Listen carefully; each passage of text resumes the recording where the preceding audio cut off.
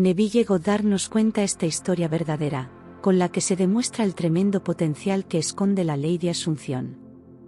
Si la aplicamos debidamente y somos perseverantes en ella, es indudable que el resultado se manifestará.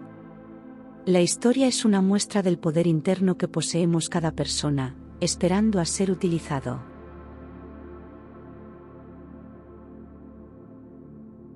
Solo el más completo e intenso uso de la ley de Asunción podría dar resultados como estos en esta situación extrema. 4 años atrás, un amigo de nuestra familia me pidió si podía hablar con su hijo de 28 años, quien no se esperaba que sobreviviera. Sufría de una extraña enfermedad del corazón. Su enfermedad resultaba en una desintegración de este órgano. Largos y costosos tratamientos médicos no habían servido para nada. Los doctores no tenían ninguna esperanza en que se recuperara. Por largo tiempo, el hijo había estado postrado en cama. Su cuerpo se había encogido hasta casi ser un esqueleto, y hablaba y respiraba con gran dificultad. Su esposa y 2 niños estaban en su casa cuando llegué, y su esposa estaba presente en nuestra conversación. Empecé por decirle que había solo una solución para cualquier problema, y esa solución era cambiar la actitud. Como hablar lo agotaba, le pedí que asiente con la cabeza si entendía claramente lo que le decía. Él asintió. Le describí los hechos detrás de la ley de la conciencia. De hecho, que la conciencia era la única realidad. Y le dije que la única forma de cambiar cualquier condición era cambiando su estado de conciencia en el que estaba.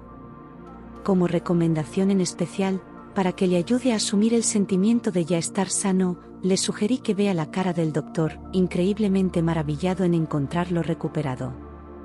Contrario a todo razonamiento, de estar en las últimas instancias de una enfermedad incurable. Que lo vea examinándolo varias veces, y escucharlo decir una y otra vez, es un milagro, es un milagro. Él no solo entendió todo esto claramente, pero también lo creyó implícitamente. Prometió seguir este procedimiento fielmente. Su esposa, quien había estado escuchando atentamente, me aseguró que también con diligencia utilizaría esta ley de Asunción en su imaginación, como la utilizaría su esposo. Al día siguiente partí para Nueva York. Todo esto tomó lugar en las vacaciones de invierno en el trópico.